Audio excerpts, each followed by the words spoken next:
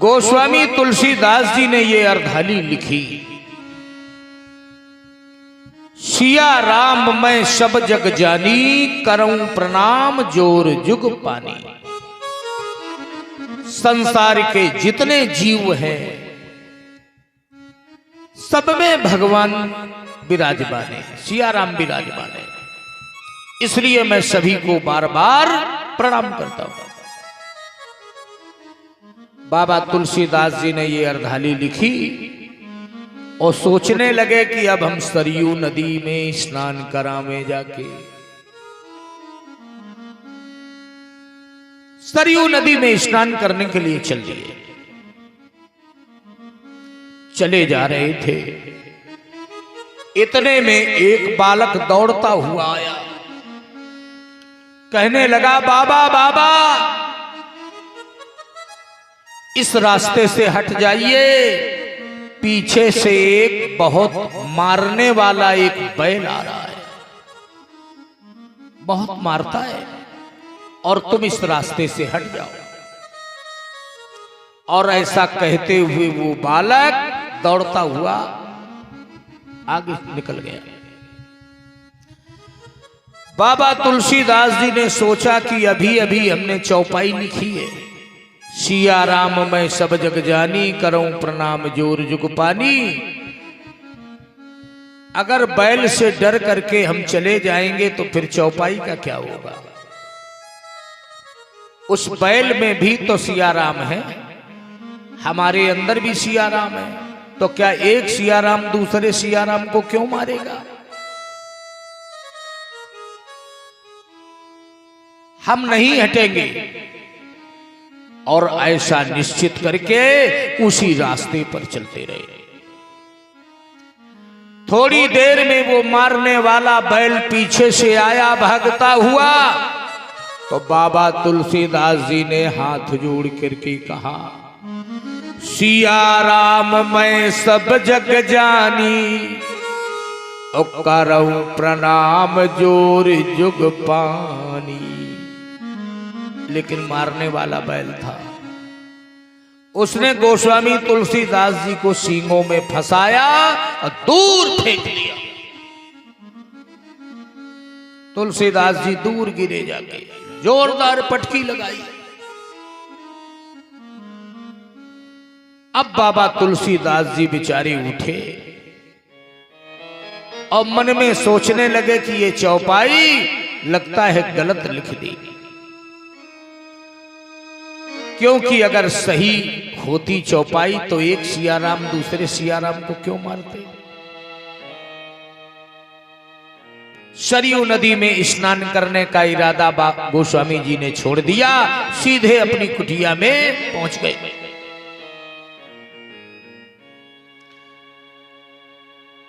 उठाई कलम, ये चौपाई काट देंगे, गलत हो गई है।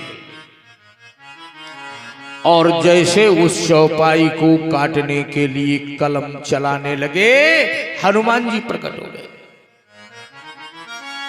बोले खबरदार, ये क्या कर रहे हो।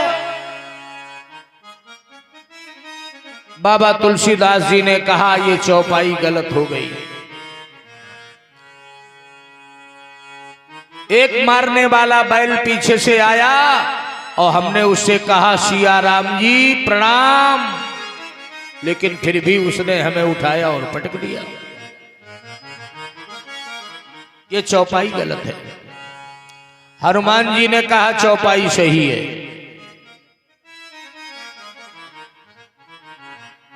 जब तुम जा रहे थे तो कोई बालक आया था तुम्हें कुछ कहने।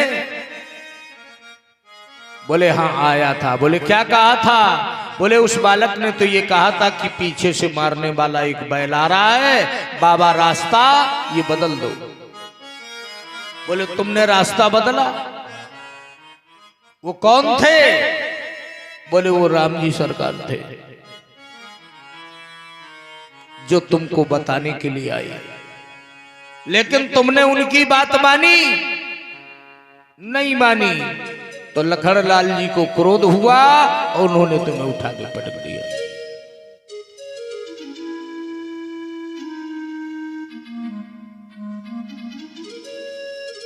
भगवान अपने भक्त को किसी न किसी रूप में संकेत अवश्य करते हैं।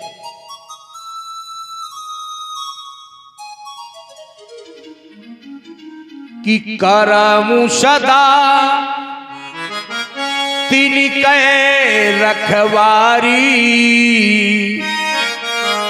और जिमि बालक राखय महतारी।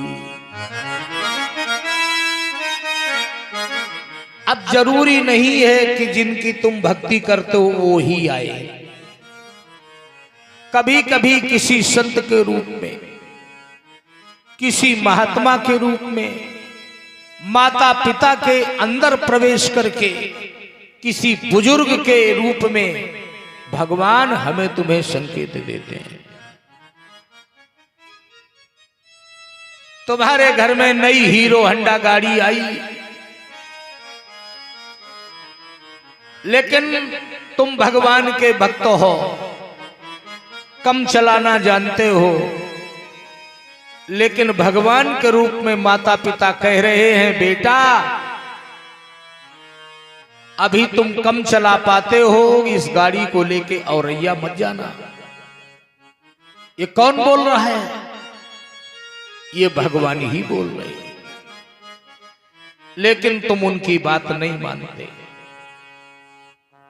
तुम समझते हो कि ये माता पिता हैं, हमारे अम्मा बापा ये कह रहे हैं, ये भगवान ही कह रहे हैं, लेकिन तुम बात नहीं मानते। कभी कभी गांव मोहल्ले के कोई बुजुर्ग लोग बात करने लगते हैं, बेटा जरा रात बिरात मत चला करो। तुमने बात मानी? तुमने बात नहीं मानी। ये बूढ़े आदमी हैं, ये तो ऐसे ही बर्राते रहते। यही तो भगवान के संकेत है। लेकिन क्या हम इन संकेतों को मानते हैं? हम इन संकेतों को नहीं मानते, हम इसका उल्टा अर्थ लगा लेते हैं। परिणाम निकलता है दुख के दलदल में फंसते चले जाते हैं। किसी आगा राम में सब जग जानी, करमु प्रणाम और जोर जुग पा। जय बोलो बाके बिहारी लाल की जय। ये कथा भगवान सुखदेव जी महाराज परीक्षित जी को सुना रहे हैं।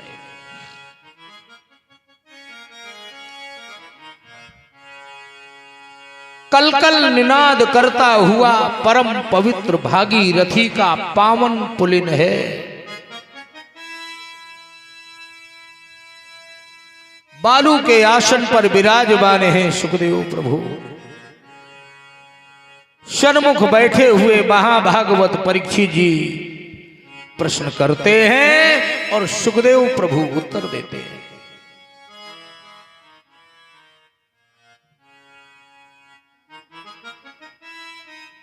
परीक्षित जी ने प्रश्न किया, हे भगवत भक्त मुनीश्वर,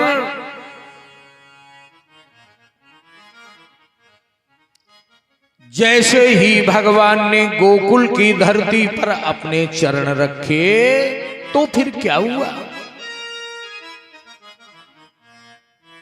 सुखदेव प्रभु कहते हैं, परीक्षित जी, गोकुल की धरती का एक एक कण भगवान की गाथा गाने लगा। गोकुल की धरती महक उठी भगवान के आगमन से। गोकुल की धरती की जो मिट्टी है, उस मिट्टी से भगवान की भक्ति की सुगंध आने लगी।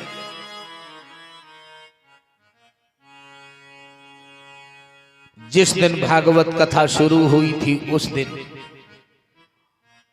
और आज छठवां दिन है। आज इस गांव की मानसिकता में कितना बड़ा परिवर्तन है, क्योंकि भगवान की भक्ति हृदय में प्रवेश कर गई है। और ये भगवान की भक्ति अगर इसी प्रकार प्रवेश करके ठहर जाए तुम्हारे हृदय में, तो समझो तुम्हारे जीवन में शांति ही शांति बनी रहेगी।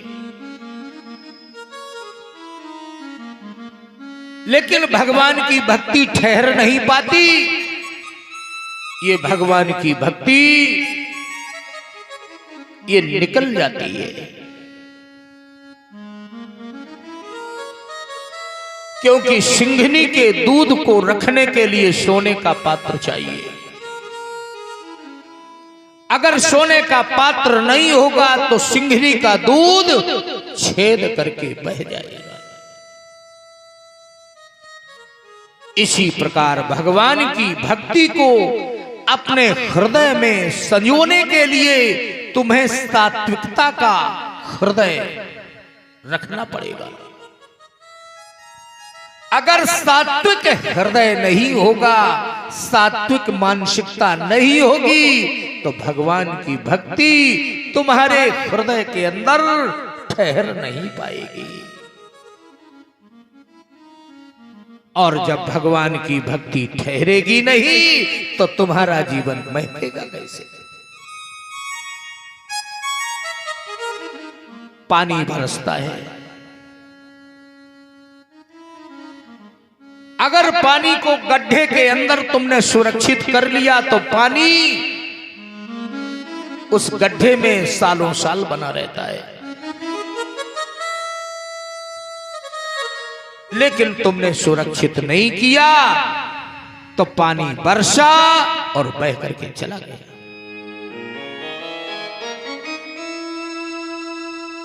हफ्ते भर बाद लगता है कि जैसे कोई बरसात हुई ही नहीं। अभी ये कथा का विराम हो जाएगा और 4-6 दिन बाद जब भक्ति तुम्हारे हृदय से निकल जाएगी तो ऐसा लगेगा कि कहीं कोई भागवत हुई नहीं। आज तुम्हारा सहयोग, तुम्हारा दान, तुम्हारा भागवत के निमित्त प्रेम, ये भगवान की भक्ति तुम्हारे हृदय में है, ये दर्शाती है। इस भक्ति को तुम अपने हृदय में संभाल करके रखो, निकलने मत देना, तभी तारीफ है। और अगर निकल गई तो जैसे पहले थे फिर वैसे ही हो गए।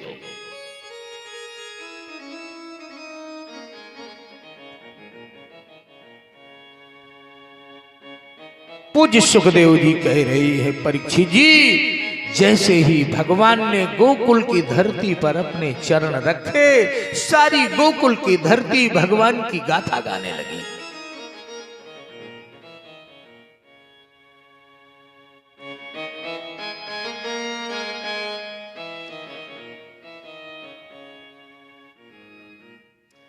सारी गोकुल की धरती का एक एक कण भगवान की गाथा गाने लगा।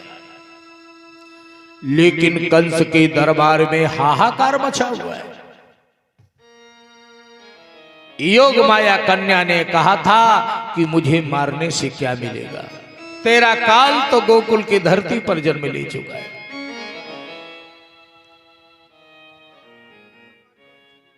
आज कंस ने अपना दरबार सजाया और आदेशित किया कि ऐसा कौन है जो गोकुल में जाए और हाल ही में उत्पन्न जितने बालक छोटे छोटे हैं सबको वो मार डाले, क्योंकि मेरा काल तो गोकुल में है। पूतना नाम की राक्षसी ने ये बीड़ा उठा लिया। महाराज की जय जयकार हो, मैं जाऊंगी। और गोकुल में हाल में ही उत्पन्न जो भी बालक हैं उनको मैं मार डालूंगी।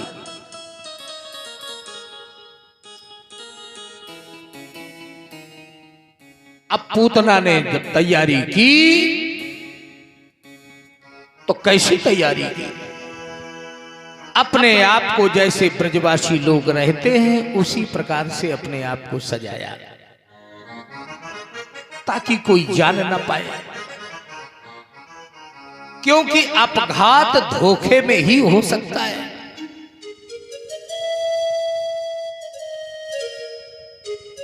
अगर धोखा नहीं करोगे तो अपघात फिर नहीं हो पाएगा। संत जी कहते हैं कि ब्रजबालाओं की तरह और साज सकल श्रृंगार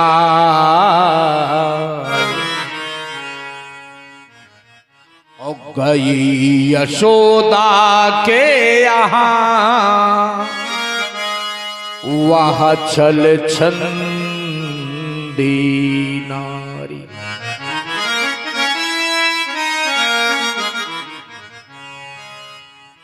अपने शरीर को उसने सजाया तो पूज्य वेद व्यास जी की रचना क्या कह रही है कि ताम केशबंधा व्यतिशक्त मल्लिकाम बृहन् नितंब स्तन कृच्छ मध्यमाम सुवाससम कंपित कर्ण भूषण तुषोल शतकुंतल मंडितानना।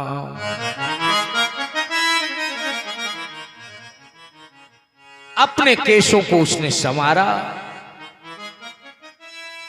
कानों के कुंडल ऐसे लग रहे हैं कि मानो झिलमिल झिलमिल उनसे चमक निकल रही है।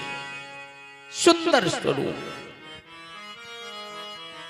और एक काम और किया है, अपने स्तनों में इसने भयानक जहर लपेटा हुआ है कि तस्मिन् स्तनम दुर्जरी वीर्यमुल्वणम। भयानक जहर लपेट के रखा है अपने स्तनों में। नंद बाबा के लाला को मैं पिला करके और मार डालूंगी। ये पूर्व जन्म की राजा बलि की पुत्री है, इसका नाम था रत्नमाला। जब 52 अंगुल में भगवान राजा बलि के यहां पहुंच करके 3 डगों में सारी धरती नापी, राजा बलि को बंदी बनाया, सुतल लोक का राजा बनाया है, तब इस रत्नमाला ने 52 अंगुल के भगवान को देखा तो मन में सोचा ये बड़ा छोटा है लेकिन ये बड़ा खोटा है। ऐसा बालक अगर हमें अकेले में कहीं मिल जाए तो अपने स्तनों में जहर लगा के इसको पिला के मैं मार डालूं। मेरे पिताजी को बंदी बनाया इसने। तो भगवान ने भी उसी समय ये मन में सोचा, पूतना रत्नमाला तुम्हारी इच्छा मैं अवश्य पूरी करूंगा। इसीलिए कहते हैं कहीं देव स्थान में आप जाएं, भागवत में जाएं तो हमेशा अपने मन को सात्विक बना करके रखना, क्योंकि तुम जैसी कल्पना करोगे वैसे ही हो जाएगा।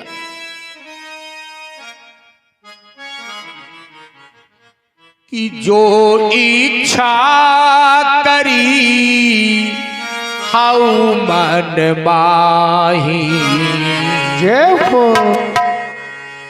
भागवत तो कल्प वृक्ष है। और जो इच्छा और करी खाऊ मन माही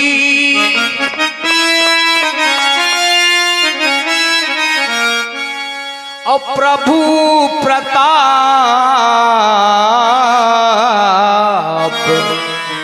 कछु दुर्लभ नाहीं, कछु दुर्लभ नाहीं।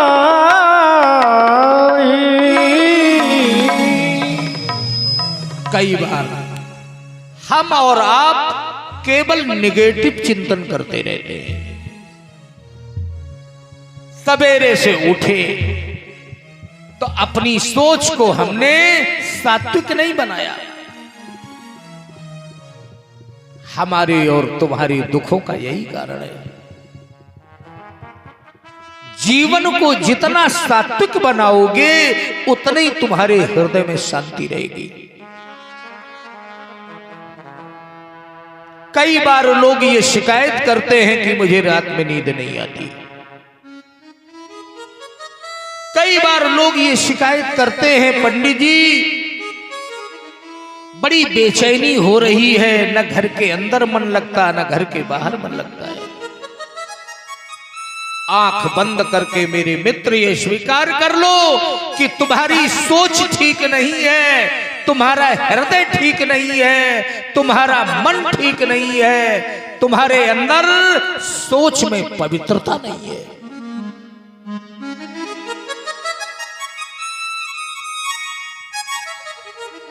पवित्रता तुम्हें रखनी पड़ेगी। बात बड़ी कड़वी है लेकिन इसे समझना पड़ेगा। आज पूतना स्तनों में जहर लगा के चली, भगवान की छठी मनाई जा रही है।